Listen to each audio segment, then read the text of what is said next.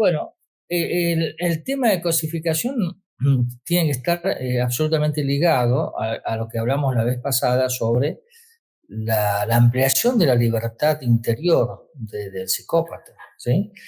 No es posible si no existe esa libertad interior. Ampliada a tal punto, ¿no es cierto?, que percibe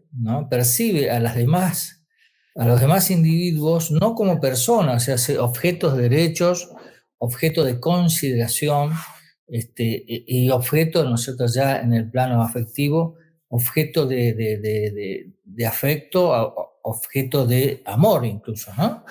Nada de eso, ¿sí? Sino que le quita, ¿no es cierto?, estos atributos que constituyen lo que llamamos la persona en todos los componentes, para convertirlo él en su psiquis, ¿no?, en ese artificio que tiene como para sobre la mirada del otro, en convertir al otro en una cosa, en una objetivación tal que permite trabajar de una manera distinta el vínculo con con la seguridad de la persona, ¿sí? Al quitarle los atributos de persona, que eso es la cosificación, entonces él tiene un margen de maniobrabilidad sobre la otra persona extenso, ¿sí? Es decir, prácticamente puede hacer lo que quiere con la otra persona, ¿sí?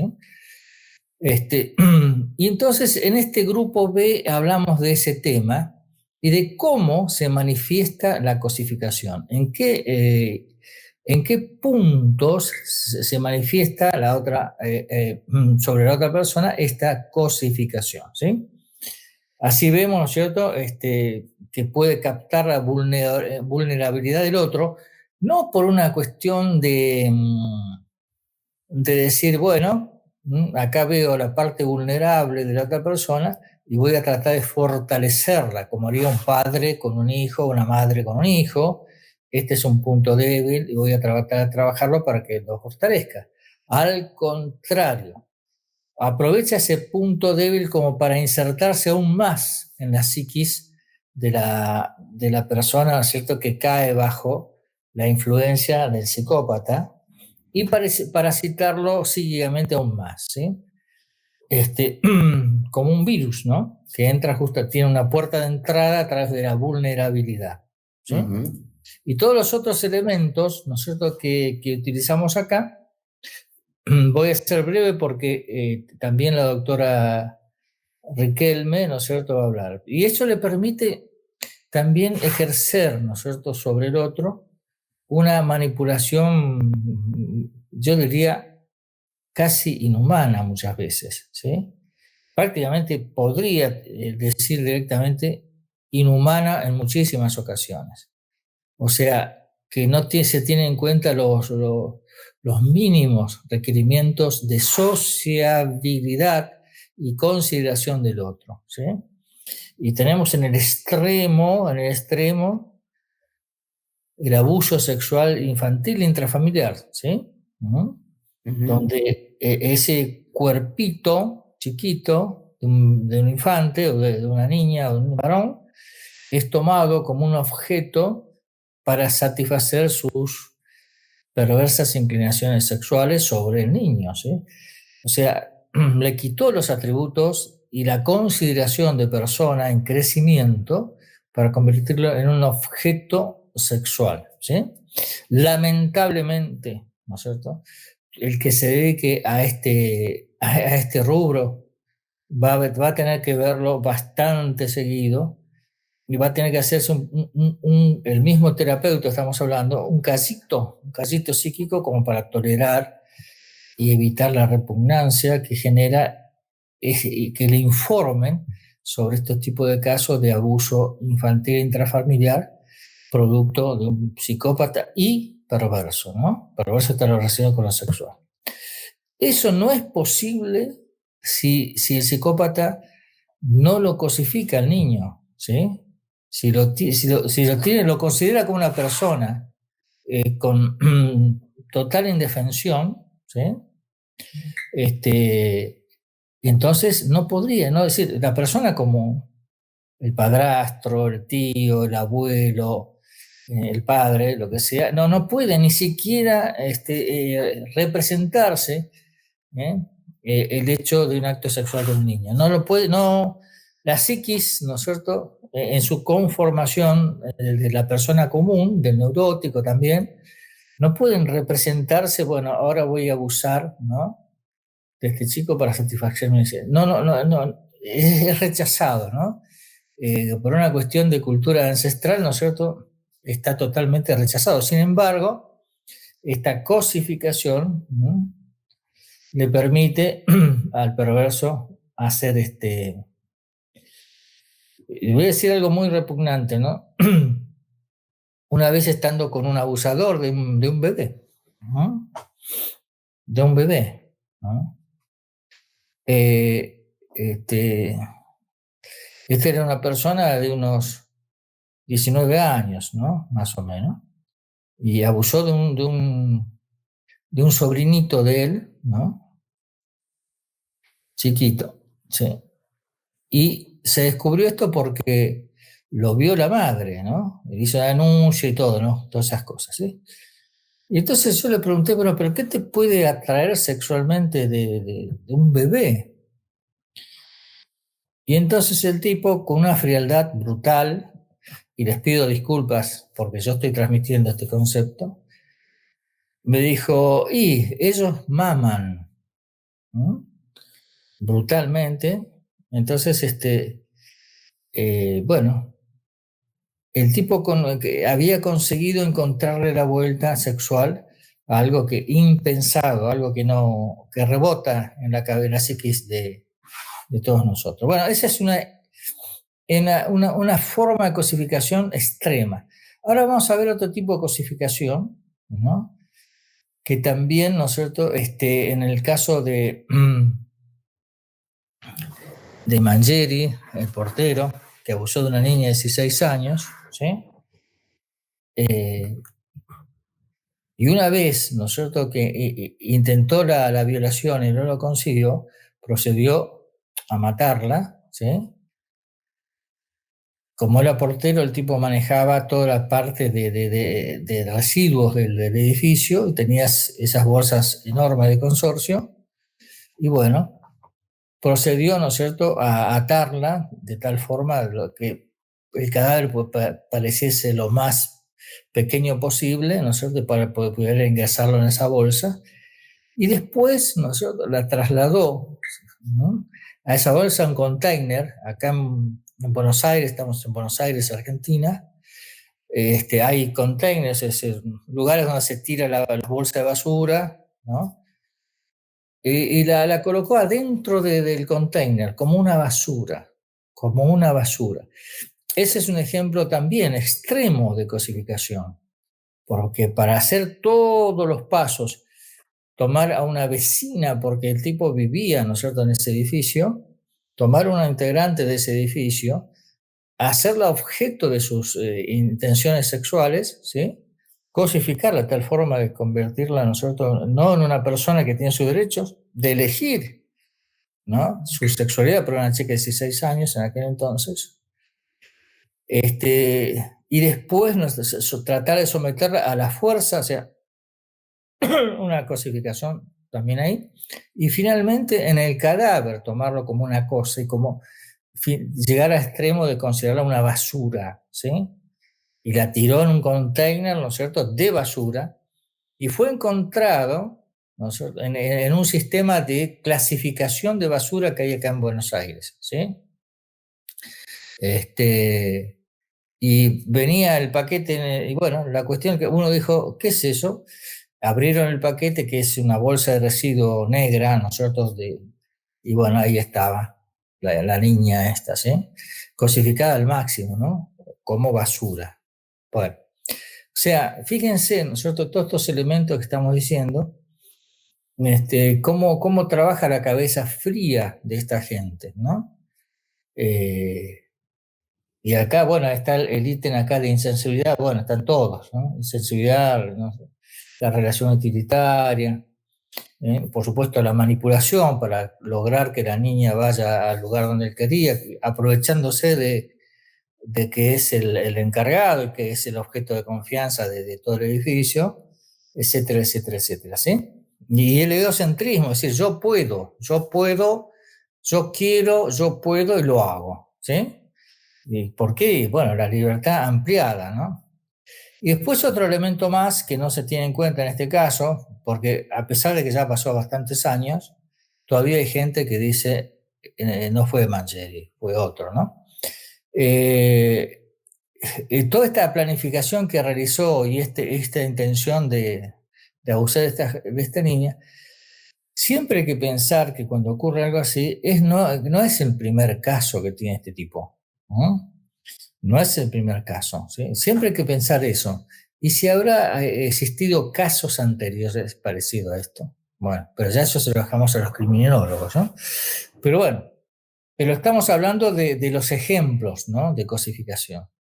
Fíjese que ahí en todos estos dos casos crueles y extremos que he dicho, no se tiene en cuenta para nada al otro. El otro solamente me sirve a mí para hacer tal y cuales cosas, ¿no? No se lo tiene en consideración, ¿sí? Y tampoco después de realizados estos actos no existe lo que se llama la culpa, no se sientan responsables de lo que hicieron, ¿no? Sino que, entre comillas, fueron provocados, ¿no? Por la víctima, ¿no? O cualquier otra excusa. Lo importante es que ellos tienen esta relación que, bueno, hablamos en el grupo anterior, la falta de culpa y la falta de responsabilidad, ¿sí?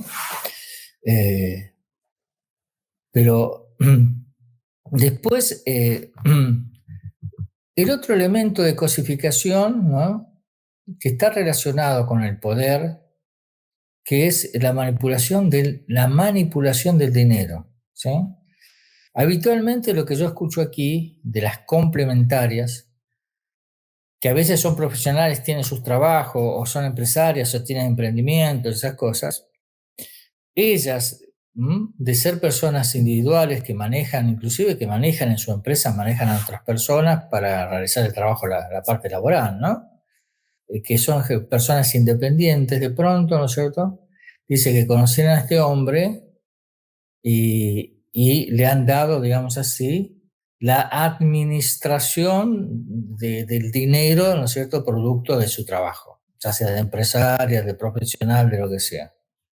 Y entonces ahí entramos en la manipulación del dinero como un ejercicio del poder y una desconsideración, ¿no es cierto?, sobre la persona, ¿no es cierto?, que provee el dinero, el parasitismo, ¿no?, de estar chupándole, ¿no es cierto?, las ganancias o laborales o lo que sea a la persona en cuestión, y la total y absoluta desconsideración. Y el trabajo fino que hacen, de tal forma que en algún momento, ¿no es cierto?, cuando uno le pregunta, pero ¿por qué toleró tantas cosas? Porque a veces no solamente le toma el capital en cuanto a dinero, ¿no?, o lo que sea, a la otra persona, sino que además él decide en qué se va a gastar ese dinero, ¿sí? Y a veces hay necesidades de la persona parasitada, que dice, necesito plata para, y a veces son necesidades básicas, no se los da. Dice, no, mucho dinero, trata de ver si puedes tener otra alternativa, y no es plata de él. Bueno, este error que merecería, ¿no es cierto, Silvia? Merecería realmente hablar muy, muy largo y seguido, porque pasa mucho que las complementarias le otorgan el manejo, ¿no? Y también, desde luego, es otro ejemplo de cosificación, ¿no? Es decir, vos sos mi esclava y sos también, aparte de mi esclava psíquica, sos mi esclava laboral, es decir, vos estás trabajando para mí, ¿sí? Y yo soy tu macro, como decían antes, ¿no? ¿No? En un manejo así que está trabajando, ¿no es cierto?, para él, ¿sí? Y también yo tengo acá el otro caso, ¿sí?, de un empresario, de esos emprendedores muy genial como para hacer dinero, y que decidió darle a la administración a su esposa, ¿no? Esto fue hace varios años, ¿no? Y ahora, ¿no es cierto?, que se separó, y que se separó y que empezó a revisar las cuentas del pasado y se dio cuenta que le robaba a mansalva todo el dinero, ¿sí? Y además, ahora tiene 2 o 3 juicios por esto, por aquello y por otro, que es propio de los psicópatas también. Y entonces ahí él quedó aturdido porque confiaba así ingenuamente en que si es mi esposa, decía, vamos a pelear juntos, codo a codo, juntos somos codo a codo, somos más que dos, como decía el poeta uruguayo. Pero acá no, juntos eran menos que uno, porque estaba trabajando solamente para que la otra le robe horriblemente. Una psicópata, ¿sí? Una psicópata, ¿sí? Y entonces, los que están en este metido ahora, en asuntos de la atención de las personas que afectadas por psicópatas, esto también lo van a ver bastante, ¿no? Y entonces ahí se van a dar cuenta que la proporción de psicópatas mujeres y psicópatas varones son equitativas, ¿sí? Son iguales, ¿no? Y también tengo casos de hijos que son psicópatas, ¿sí? Y viven expoliando, robando. Bueno, se dan cuenta rápidamente porque tanto el drogadicto como el psicópata roban a sus familiares, ¿sí? Les roban cosas, ¿no? Por distintas cosas, ¿no? Uno para conseguir drogas y el otro, ¿no es cierto?, por el afán de que ese dinero lo aprovecha para ejercer poder sobre otros, ¿sí? Y con la siguiente característica, tanto en la persona parasitada laboralmente, tanto en las madres o padres de un hijo o una hija psicópata, que no accionan. Es decir, pasa el tiempo y el parásito sigue engordando, ¿no? Robando, sacando más dinero, a tal punto que un padre decidió, digamos, guardar en otro lugar el dinero para evitar que el ladrón que tenía en casa, el ladrón intrafamiliar, digamos, que tenía, dejara algo como para que se pudiera tener el estándar de vida que ellos tenían, ¿sí? ¿Mm? Y lo llamativo, que esto es para los terapeutas, lo llamativo es que la pasividad, tanto de la esclava laboral, en el caso anterior, como los padres, ¿no es cierto?, sobre el psicópata, la pasividad de no tomar acciones duras contra el ladrón, ¿sí? Porque es un ladrón. Cuesta mucho hacerles entender que la hija o el hijo psicópata, ladrón y todas esas cosas, y bueno, otras cosas más, ¿no?, que hacen, como todo psicópata, es un ladrón. No pueden registrar, ese rebota ese concepto, mi hijo es un ladrón, es difícil de entender, ¿no? Y que es importante que el terapeuta logre hacer que ese concepto, hijo ladrón, hija ladrona, entre en la cabeza del familiar, porque si no, no van a actuar, no actúan y sigue eso prolongándose y cada vez peor, ¿no? Bien. Y ustedes dicen, bueno, pero ¿cómo le va a robar al padre? Bueno, ustedes lo dicen así porque son personas comunes. Y entonces tampoco se representan ustedes, bueno, yo robo a mi padre, he robado y todas esas cosas. No le entra en la cabeza así. Ese es el elemento, ¿no es cierto?, también importante en el caso de la psicopatía, que uno no se representa en la cabeza. ¿Cómo puede ser así? Las acciones psicópatas no son empáticas. Yo en lugar de psicópata no robaría, no sirve, ¿no? Dice, no entiendo por qué él sí roba, ¿no? Dice, no es simpático, ¿no? Nuestra cabeza, nuestra lógica, que es la lógica común, no encaja con esa lógica del psicópata, que lo decimos tantas veces que tiene una lógica distinta. Y esta es una manifestación más, ¿no? Y después, bueno, también juegan un poco con este concepto, y a veces se lo dicen, ¿no? Yo no te estoy robando, eso es literal, ¿eh? No te estoy robando. Yo te saco la plata porque la necesito. No, pero dice, escúchame, ¿quién te mandó a tenerme? ¿Quién te mandó a tenerme como hija? Yo no te pedí. ¿Yo te pedí nacer y que vos me tengas? No te pedí. Acá estoy.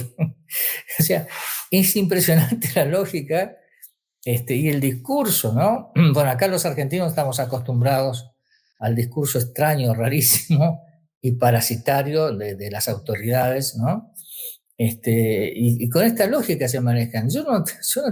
Bueno, vos me votaste, jodete, boludo. Entonces, y acá el psicópata hijo chorro dice lo mismo. Yo no te pedí nacer, vos me tuviste. Así que ahora bancatela. Y aparte necesito, y ahí nomás, aumenta la apuesta, porque son lúdicos. Recuerden, nunca se olviden este concepto de ser que son lúdicos.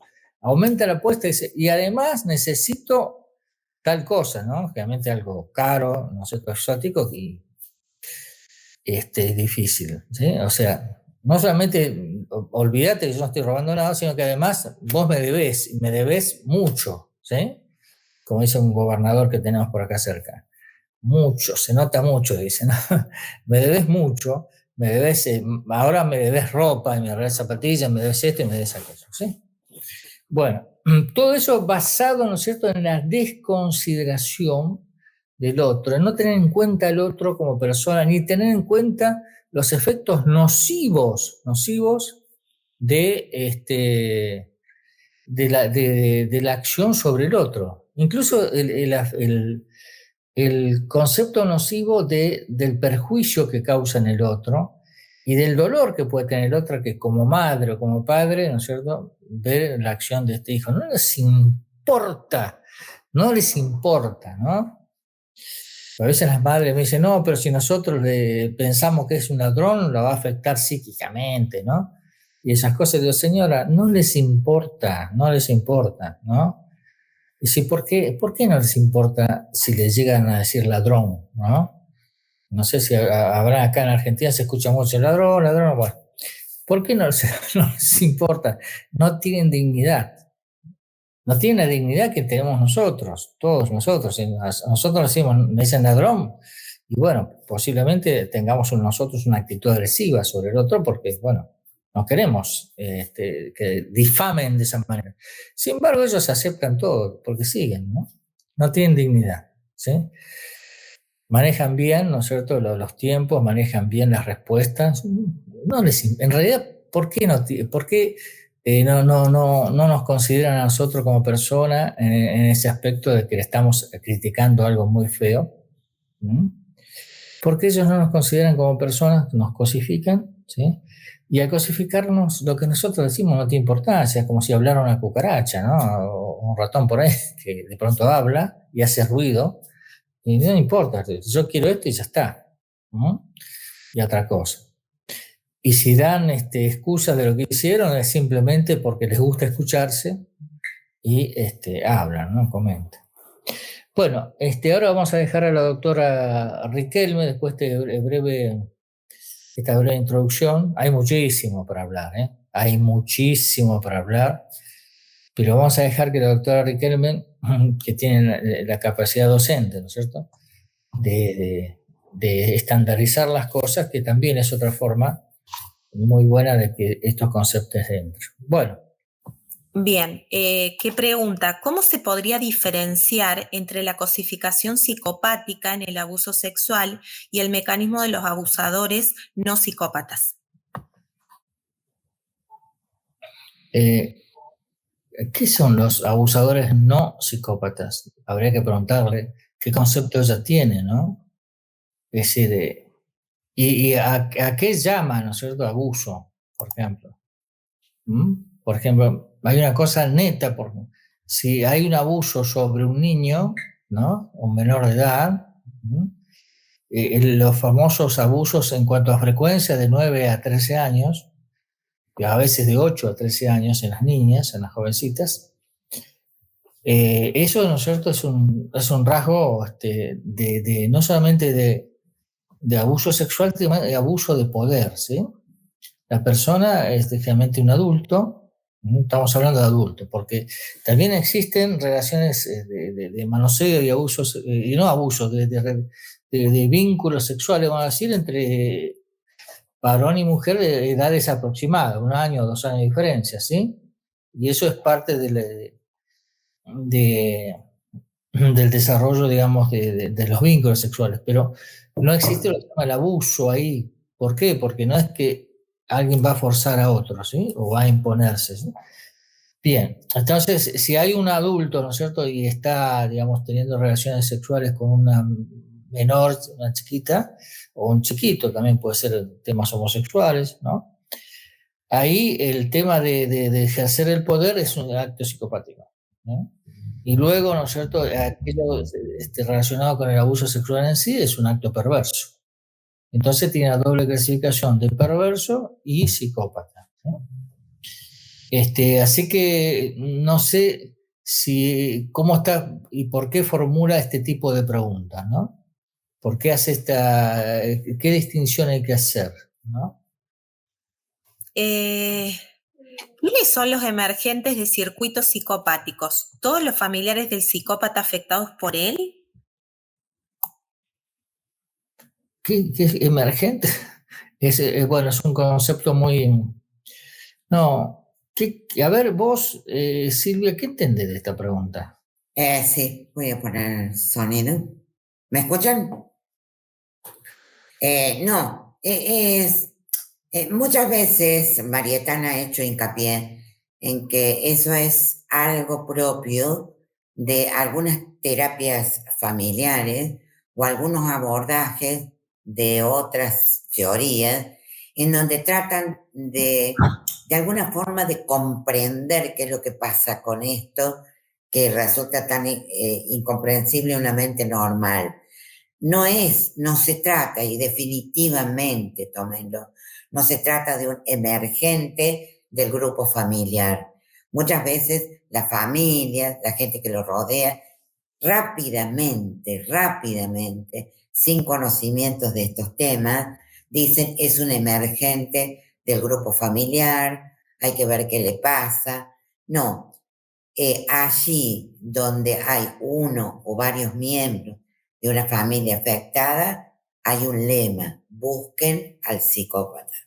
El psicópata está como un sol negro, puede ser la madre, puede ser otro hermano, puede ser el padre, pero que está generando toda esta conducta en el niño. El niño no es un emergente de los conflictos familiares, es decir, que los padres se lleven mal, etcétera, etcétera. Es producto de la existencia de un sol negro, de un psicópata en la familia. Tema que en el próximo congreso, que será en octubre, están todos invitados, la mesa de psicopatía versará sobre psicopatía y familia, tanto desde los hijos psicópatas como de las madres psicópatas y relaciones eh, que se desprenden de ello.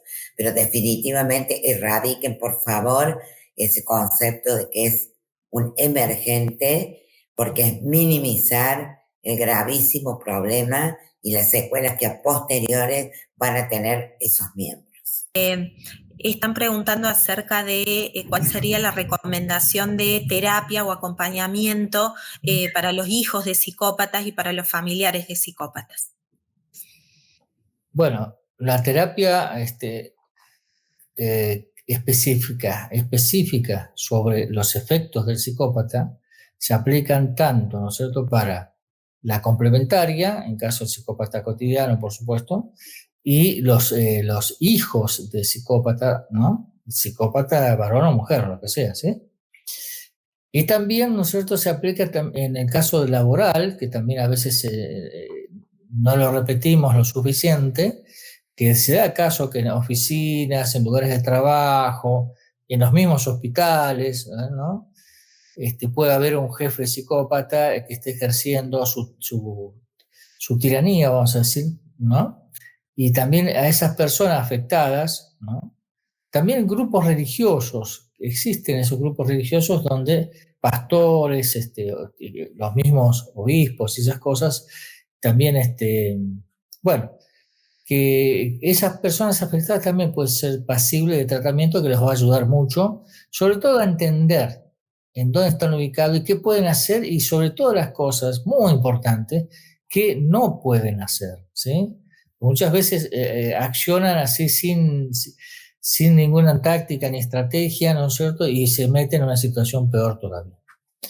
Así que sí, el hijo, ¿no es cierto?, de un psicópata, por supuesto, tiene su abordaje, hay que tener en cuenta que también, ¿no es cierto?, el terapeuta que hace este trabajo, ¿no?, tiene en cuenta, digamos, lo peculiar, lo particular de cada caso.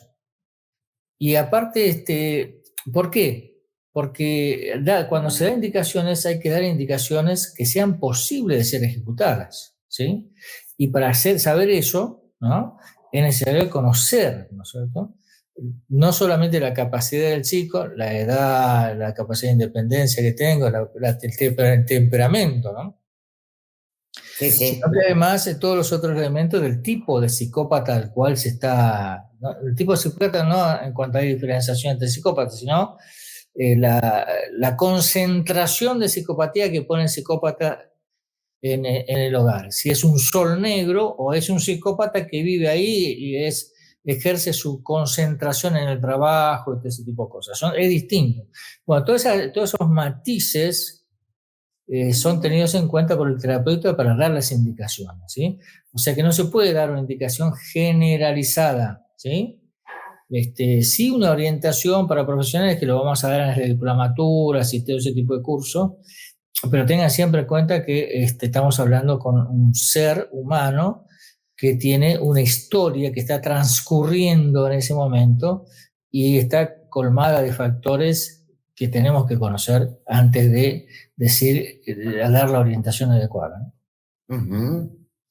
Y que se debe realizar con extrema paciencia, saber escuchar y hacer educación de en dónde están para que facilitarles a que puedan comprender y finalmente comprender por qué la indicación fundamental de contacto cero cuando éste es necesario. Y por supuesto que debe ser un profesional, ¿eh? El que da la orientación debe ser un profesional, tanto un psicólogo, un psiquiatra. No puede, esto es tan delicado, como decía la doctora Martínez hace unos momentos, es un tema tan delicado y tan serio y grave desde el punto de vista social que no puede ser tratado por una persona que no está preparada en estos asuntos, ¿no? Uh-huh. Y tiene que ser un profesional, ¿no? Tengan cuidado con aquellos que dicen, sí, yo atiendo, pero cuidado, ¿no es cierto? Hay que ver si tiene la idoneidad suficiente como para dar indicaciones tan delicadas y que van a determinar el rumbo de una vida, ¿no? Así es. Uh-huh.